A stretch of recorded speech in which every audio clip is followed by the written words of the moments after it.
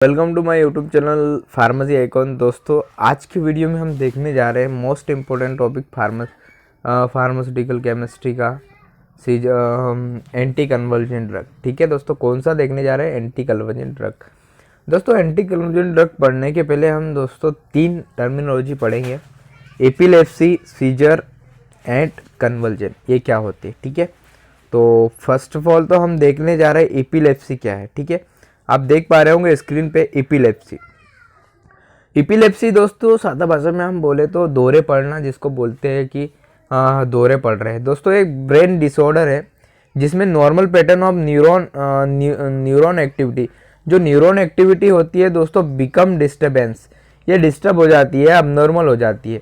आपने पहले समय में देखा होगा दोस्तों, एंटेने वाली टीवी आती थी तो एंटेने हिलाते तो टीवी चालू हो जाती थी, और यदि उसमें कुछ डिस्टरबेंस होता है तो मच्छर दिखते थे, मतलब दिखाई नहीं देते थे।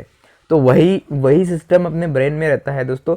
इलेक्ट्रिकल इम्पल्सेस जनरेट होते हैं दोस्तों न्यूरॉन्स में, तो यदि उनमें कुछ डिस्टरबेंस हो जाता है तो सीजर या एपिलेप्सी दौरे पड़ते हैं, हाथ पैर मुड़ जाते हैं, किसी का जबड़ा एक तरफ हो जाता है, किसी की आंखें नीचे ऊपर हो जाती है।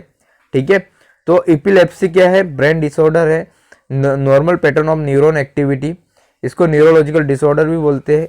दूसरा दोस्तों इसको क्रोनिक डिसऑर्डर बोलते हैं। दोस्तों क्रोनिक डिसऑर्डर का मतलब होता है दोस्तों, क्रोनिक मतलब वो बीमारी जो सडन नहीं हुई, उसको काफ़ी समय हो गया। क्रोनिक मतलब एक लंबे समय से हो रही थी, पता नहीं चला लेकिन। और इसमें क्या होता है? इन विच डिस्टर्बेंस, इसमें डिस्टर्बेंस हो जाता है किसमें? इन द इलेक्ट्रिकल जो सिग्नल रहते हैं किसमें?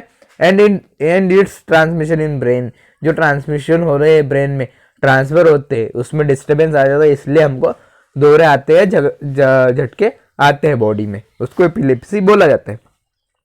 आगे बढ़ते हैं और दूसरा देख रहे हैं आप, दूसरी टर्म सीजर या मिर्गी, आप सादा भाषा में मिर्गी भी सुने होंगे आपने, या फीड जिसको बोला जाता है। तो ये शॉर्ट डिस्टर्बेंस रहता है, कुछ समय का डिस्टर्बेंस रहता है दोस्तों in electrical activity of brain, जो ब्रेन में इलेक्ट्रिकल एक्टिविटी होती है उसमें डिस्टर्बेंस हो जाता है कुछ समय के लिए, तो हमको सीजर या मिर्गी के दौरे पड़ते हैं। And physiochemical functioning of brain, जो फिजियोकेमिकल फंक्शनिंग है, मतलब जो ब्रेन के कार्य क्षमता है उसमें डिस्टर्बेंस हो जाता है, इस कारण भी सीजर आते हैं। ड्यू टू न्यूरॉन एक्साइटेशन, जो न्यूरॉन एक्साइटेशन है जनरेट करते हैं एक्शन पोटेंशियल, उसके कारण सीजर या मिर्गी के दौरे आते हैं। हाँ, विच कॉज, जिसके कारण क्या होता है? विच कॉज अबनॉर्मल मतलब जो नॉर्मल रूप से में नहीं होते, एक्सेसिव ज़्यादा रूप में, रिपीटेशन ऑफ न्यूरल डिस्चार्ज, जो न्यूरॉन्स डिस्चार्ज करते हैं in grey matter in brain, जो ब्रेन में ग्रे मैटर होते हैं उनमें, जिसके कारण भी सीजर आते हैं। कन्वर्जन, तीसरा टर्म है कन्वर्जन का मतलब क्या होता है? ये इनवॉलेंट्री मतलब जिस पर आपका नियंत्रण न हो। Involuntary violent contraction of skeletal muscle, जो स्केलेटल मसल है उसमें कॉन्ट्रैक्शन होगा। ठीक है, विच प्रोड्यूस, जिसके कारण twisting and bending of brain, जिसके कारण आपकी बॉडी पार्ट्स झुक जाएंगे या मुड़ जाएंगे। ठीक है, इसको कन्वर्जन बोला जाता है। दूसरा रिदमिक कन्वर्जन, एक लय में एक ही पैटर्न में कन्वर्जन आना, लिम्स में, मतलब जो अपर लिम्स है, लोअर लिम्ब।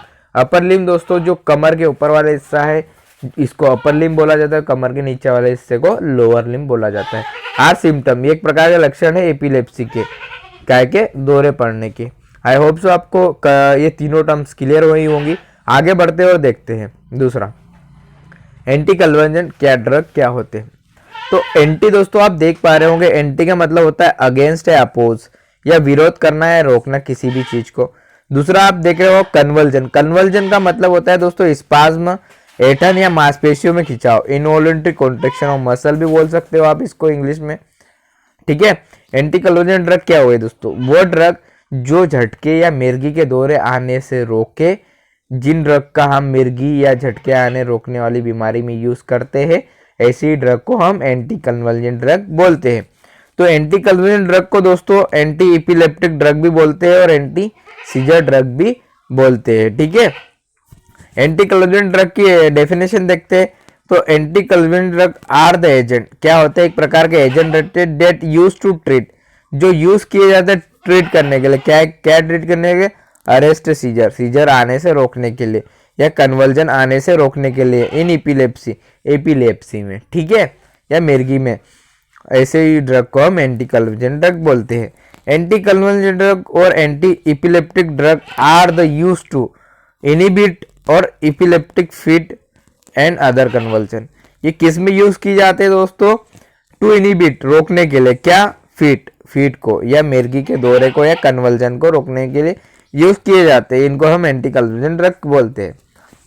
आप देख पा रहे होंगे दोस्तों, एंटी कन्वर्जेंट ड्रग किस पे काम करते हैं, ड्रग एक्ट ऑन ब्रेन, दिमाग पर काम करते हैं। कैसे काम करते हैं, टू रिड्यूस कम करते हैं द फ्रीक्वेंसी, जो फ्रीक्वेंसी है, जो आवृत्ति है, जो जितनी बार फ्रीक्वेंसी आ रही है, एक बार एक फ्रीक्वेंसी होनी चाहिए 10 और आ रही है 20 एक मिनट में, तो वो उस फ्रीक्वेंसी को कम करके 10 ला देंगे। सीवियरिटी ऑफ सीजर, जो सीजर की सीवियरिटी है, जो गंभीरता है, उसको भी कम करता है। कौन, एंटी कन्वर्जेंट ड्रग।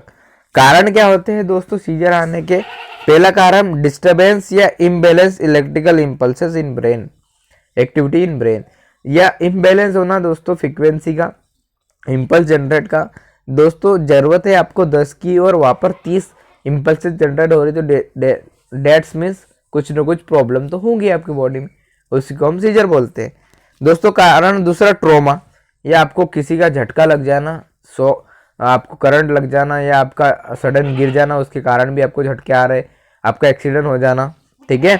दूसरा abnormal electrical impulses generate in brain, abnormal, normal से अबनॉर्मल की तरफ चल जाना, मतलब 10 इम्पल्सेस जनरेट होनी चाहिए, वो 20 हो रही है। तीसरा लेक ऑफ ऑक्सीजन, बहुत बार दोस्तों लेक ऑफ ऑक्सीजन सप्लाई कारण भी झटके वगैरह आते हैं। सिम्टम्स, लक्षण क्या क्या है दोस्तों, कन्वर्जन आने के लक्षण क्या क्या है, तो आप देख पा रहे होंगे दोस्तों, सीजर मतलब झटके आना, दौरा पड़ना है, मिर्गी। स्ट्रेन सेंसेशन, दोस्तों इसके लक्षण में आपको सेंसेशन नहीं समझेगा, ठंडा है या गर्म है वो भी नहीं समझेगा। इमोशनल बिहेवियर चेंज हो जाएगा आपका, इमोशनल बिहेवियर आपका, आपको कुछ समझ में नहीं आएगा, ठीक है। कन्वर्जन झटके आएंगे, मसल स्पाज्म, मांसपेशियों में सिकुड़न हो जाएगा। लॉस ऑफ कॉन्शियसनेस, मतलब आप बेहोश भी हो जाएंगे, बेहोश भी हो सकते हैं। प्रोक्सिमल अटैक, मतलब कपकपी, हाथ पैर कपकपाएंगे, या लॉक्ड जॉ, आपका जॉ जो जबड़ा है वो लॉक हो जाएगा, जिसको हम दांत खिल्ली बजना भी बोलते हैं दोस्तों। तो ये एक प्रकार के मिर्गी ही है, ठीक है, ये सीजर है, ये कन्वर्जन है। आई होप सो आपको इतना मैंने जो एक्सप्लेन किया समझ में आया होगा। आगे बढ़ते हैं और देखते हैं टाइप्स ऑफ एपिलेप्सी, एपिलेप्सी के प्रकार। दोस्तों उसके पहले एक चीज बता दूं, एक तो आप टॉक्सिक सब्सटेंस लेते हो, हानिकारक पदार्थ खाते हो या पीते हो, उसके कारण भी कन्वर्जन आ सकते हैं, ट्रॉमा, एक्सीडेंट वगैरह, या हाइपरथर्मिया, या बॉडी आपकी ओवरहीट हो जाती है कुछ कारणवश, या मेडिकल ओवरडोज के कारण में भी कन्वर्जन आते हैं। दोस्तों जो हर प्रकार की चीज़ों को मेजर करने के लिए कोई यंत्र या डिवाइस का यूज़ किया जाता है, तो उसी प्रकार हम जो ब्रेन की एक्टिविटी है, इम्पल्स जनरेशन, उसको मेजर करने के लिए एक चीज़ का यूज़ करते हैं दोस्तों, डबल EEG मतलब इलेक्ट्रोइंसेफेलोग्राम का यूज़ करते हैं दोस्तों। आपने मूवियों में देखा होगा, सर पर एक मशीन लगा दी जाती है, ऐसा लगा दी जाती है, उससे हम जो इम्पल्सेस है वो देखते हैं, रिकॉर्डिंग ब्रेन एक्टिविटी, ठीक है। किसमें किया जाए, इलेक्ट्रोइंसेफेलोग्राम में। टाइप्स ऑफ एपिलेप्सी की बात करें दोस्तों, दो प्रकार के होते हैं, जनरलाइज सीजर और localise scissor.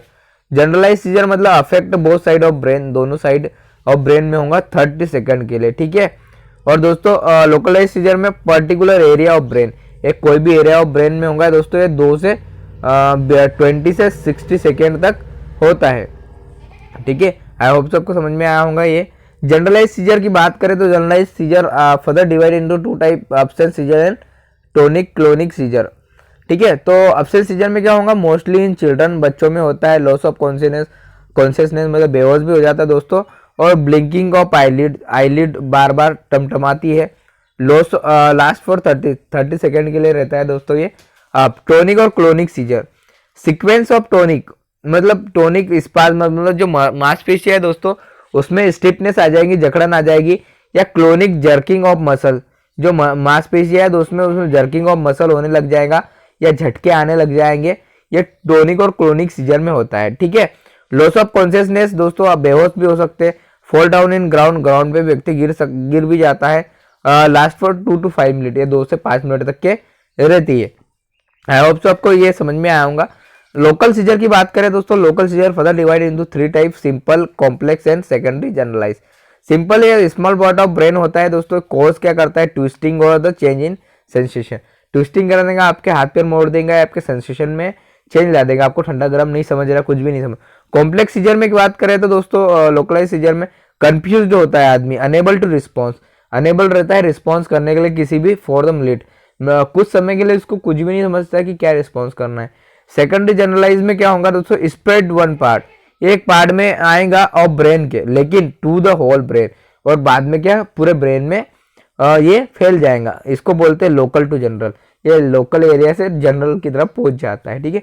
I hope so आपको ये भी क्या ये इतना आपको क्लियर हुआ होगा। आगे बढ़ते और देखते हैं दोस्तों, एंटी कन्वर्जन ड्रग दोस्तों मेजर अटैक में जो यूज किया जाता है फेनोटोइन और बेंजेपाइन, दो ड्रग का यूज किया जाता है, और माइनर अटैक में कोनाल्जेपाम और वेलप्रोइक एसिड इनका यूज किया जाता है।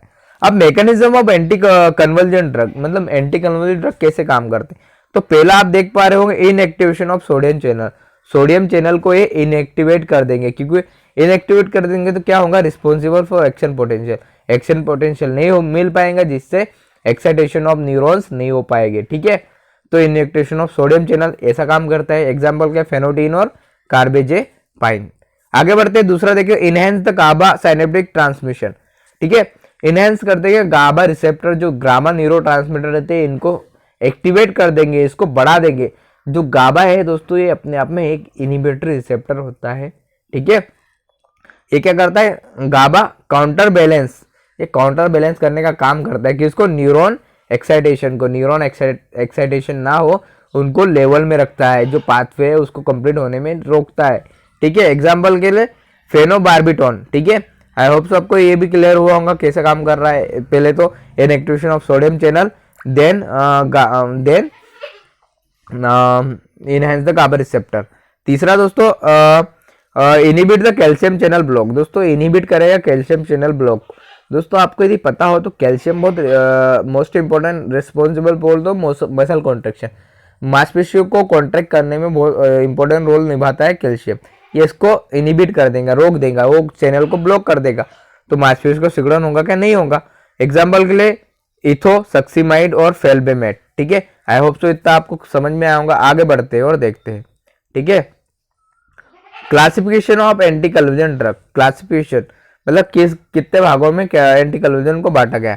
तो दोस्तों पहला बार्बिट्यूरेट, इसका है फेनोबार्बिटोन और मेथोबार्बिटल एग्जाम्पल। दूसरा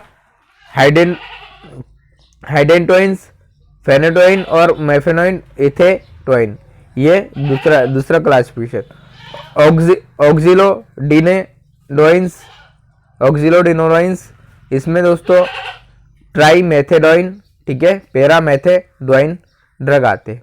चौथा दोस्तों सक्सिनामाइड, सक्सिनामाइड में फेनोसक्सीमाइड, मिथोसक्सीमाइड और इथोसक्सीमाइड ड्रग आते हैं इस क्लास में। पांचवा दोस्तों बेंजोडिजेपाइन, इसमें कोनाल्जेपाम आता है। मिसलेनियस में आता है प्रीमिडीन और वेलप्रोइक एसिड और गाबापेंटिन और फेल्बेमेट। आगे और लास्ट क्लासिफिकेशन दोस्तों यूरिया एंड मोनोकिल यूरियाइस, ठीक है। इसमें फेनोसीमाइड और कार्बेजेपाइन ड्रग आते हैं, ठीक है। आई होप आपको क्लासिफिकेशन समझ में आएगा। क्लासिफिकेशन आप विथ एग्जांपल याद कर लीजिए और राइट डाउन कर लीजिए। Notes I will provide on Telegram. दोस्तों ड्रग लेआउट कैसा रहेगा, ड्रग लेआउट मतलब आपको कैसा लिखना पड़ेगा ड्रग के बारे में। फर्स्ट ऑफ ऑल तो drug name, chemical structure, IUPAC name, mode of action कैसे काम करता है, मैकेनिज्म, फॉर्मुलेशन किन किन चीज़ों में अवेलेबल है, टेबलेट वगैरह, ब्रांड नेम किन किन नामों से मिल सकता है मार्केट में, स्टोरेज क्या है और यूजेस क्या है, ठीक है। आई होप सो इतना कम आपको समझ में आया होगा। आगे बढ़ते हैं, देखते हैं पहला ड्रग आप देख पा रहे हो ऑन स्क्रीन पे, फेनोटोइन। दोस्तों हम उसी ड्रग का बताएंगे जिसका डी फार्मा के लिए इम्पोर्टेंट है, जिस पर स्टार लगे हैं, हम उन्हीं को डिस्कस करेंगे, ठीक है। तो फेनाटोइन आप पहला ड्रग दे रहे हो, केमिकल स्ट्रक्चर, उसका केमिकल स्ट्रक्चर आप देख पा रहे हो, 2 बेंजीन रिंग जुड़ी है, NH ग्रुप जुड़ा है, डबल बॉन्ड के साथ O जुड़ा है। आप स्ट्रक्चर याद कर लीजिए, ठीक है, 2 बेंजीन ग्रुप से 5,5 डाइपिनल 2 एमिडा जोलिडीन, ठीक है। IUPAC नेम क्या होगा इसका, 5,5 डाइपिनिल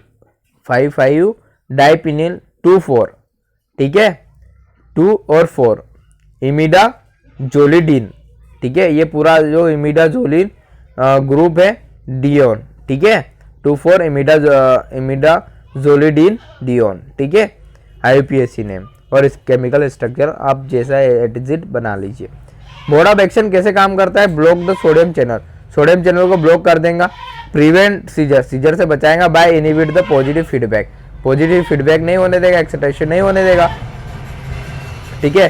डेड रिजल्ट, उसके कारण क्या होगा, neuronal propagation of high frequency action potential नहीं मिल पाएगा, जिससे सीजर वगैरह नहीं आएंगे।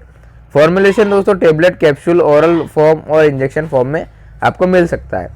फिर ब्रांड नेम की बात करें तो इप्टोइन, डिलेंटिन और फेनिटेक, 3 नाम से ब्रांड नेम से अवेलेबल हो जाता है और अलग ब्रांड हो सकते हैं।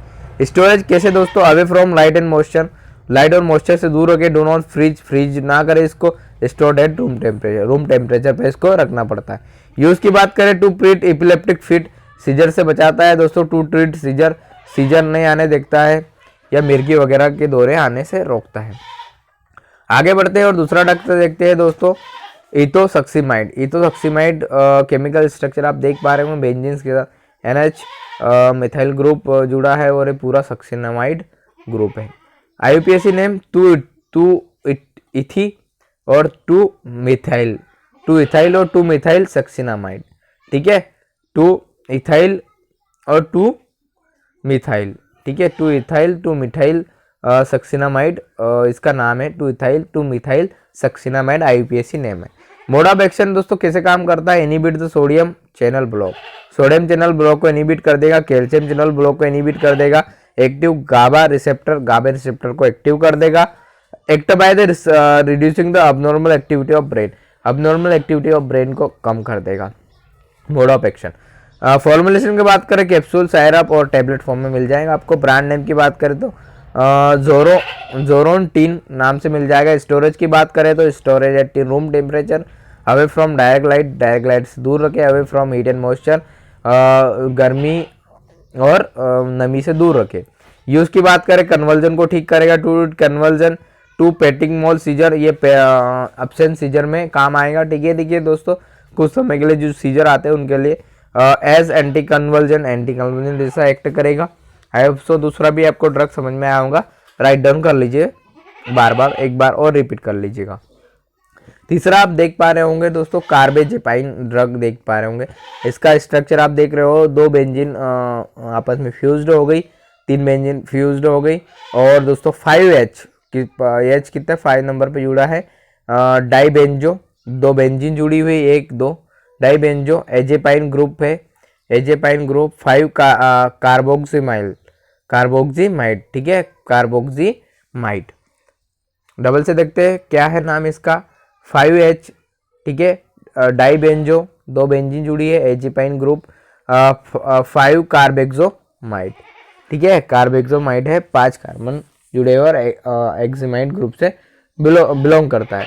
मोड ऑफ एक्शन कैसे काम करते हैं, एक्ट एज सोडियम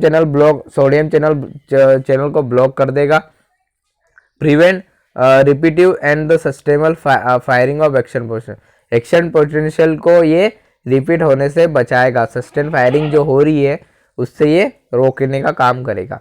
फॉर्मुलेशन की बात करें दोस्तों, टेबलेट, कैप्सूल और सस्पेंशन में मिल जाता है। ब्रांड नेम की बात करें तो टेग्रेटोल, इपिटोल और कार्बेटोल नाम से आपको ये मार्केट में अवेलेबल हो जाएगा। स्टोरेज की बात करें तो store at room temperature, store at dry place, सूखे स्थान पर रखे, direct from light and heat and moisture, direct sunlight में ना रखे, दूर रखें इनसे। यूज दोस्तों एक्ट एज एंटी कन्वर्जन जैसा काम करता है दोस्तों, झटके वगैरह आने से रोकता है। कन्वर्जन मांसपेशियों खिंचाव से बचाता है और मसल स्पाज्म होने से रोकता है, मसल में एथन वगैरह नहीं पड़ने देता है ये ड्रग। आगे बढ़ते और देखते हैं दोस्तों वेलप्रोइक एसिड, ठीक है। वेलप्रोइक acid chemical structure H3C benzene से जोड़ दिया और ऑक्साइड ऑक्सीजन भी जोड़ दिए, तो ऑक्साइड ग्रुप जुड़ गया इधर। तो इसका IUPAC नेम दोस्तों 2 प्रोपिल पेंटोनिक एसिड, क्या नाम है?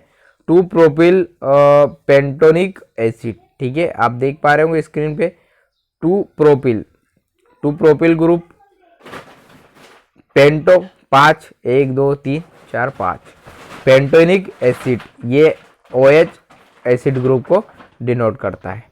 मोड ऑफ एक्शन की बात करें तो एनहेंस गाबा रिसेप्टर लेवल, गाबा रिसेप्टर लेवल को बढ़ा देगा। गाबा इज एक्ट एज इनिबिटर काम करता है, सोडियम चैनल को ब्लॉक करेंगे, टी टाइप कैल्शियम चैनल को भी ब्लॉक करेंगे। फॉर्मुलेशन की बात करें टेबलेट, सायरप और इंजेक्शन फॉर्म में मिल जाता है। ब्रांड नेम की बात करें वेलपोविक CR 200 के नाम से मिल जाता है। स्टोरेज की बात करें स्टोर एट रूम टेम्परेचर पे आप इसको स्टोर कर सकते हैं। स्टोर एट ड्राई प्लेस, आप सूखे स्थान पर इसको रखिए, away from direct heat and light, आपको इसको दूर रखना है हीट और लाइट से। यूज़ की बात करें सीजर और न्यूरोलॉजिकल डिसऑर्डर, माइग्रेन और कन्वर्जन में इसका यूज़ किया जाता है। आई होप सो आपको समझ में आया होगा। और इस का हम लास्ट ड्रग देखने जा रहे हैं दोस्तों, गाबापेंटिन, ठीक है। केमिकल स्ट्रक्चर कुछ इस प्रकार है, डबल बॉन्ड के साथ O जुड़ा हुआ है, एसिड ग्रुप जुड़ा हुआ है बेंजन के साथ, और NH अमीनो ग्रुप जुड़ा है, ठीक है। तो 1 अमीनो मिथाइल साइक्लोहेक्सानिएटिक एसिड, ठीक है। 1 amino methyl cyclo means 6 cyclo hexaneacetic cyclohexaneacetic acid, इसका IUPAC नेम है। Mode of action increase the release of GABA synaptic cleft, ये गाबा रिसेप्टर को एक्टिवेट कर देगा, इंक्रीज कर देगा। As result inhibit the calcium block, उससे क्या होगा कैल्शियम चैनल ब्लॉक हो जाएगा। ये इस प्रकार से ये काम करता है। फॉर्मुलेशन कैप्सूल, सस्पेंशन और कैप्सूल फॉर्म में मिल जाएगा। ब्रांड नेम की बात करें तो न्यूरोन्टिन और गाबापेंटिन नाम से मिल जाता है। स्टोरेज की बात करें तो रूम टेम्परेचर पर स्टोर कीजिए, वेल क्लोज कंटेनर में डाल लिए, away from the light and heat and moisture, light और हीट और मॉइस्चर से दूर रखें, ठीक है। यूज़ की बात करें टू ट्रीट कन्वर्जन को ठीक करने में यूज़ किया जाता है, ठीक है। कन्वर्जन को ठीक करने में किया जाता है। आगे बढ़ते डायबिटिक, ये used as a anti epileptic for treatment of the, किसमें? डायबिटिक न्यूरोलजिया, जिनको डायबिटिक वगैरह थी उसमें न्यूरोलजिया, पोस्ट हेपेटिक न्यूरोलजिया में भी किया जाता है। माइग्रेन में, बाइपोलर डिसऑर्डर में भी किया जाता है, एपिलेप्सी, झटके वगैरह, सीजर वगैरह में भी इसका यूज़ किया जाता है। और आई होप सो आपको ये सारे ड्रग समझ में आया होंगे। यदि वीडियो हेल्पफुल लगी हो तो वीडियो को शेयर और चैनल को सब्सक्राइब जरूर कीजिए। Thank you so much.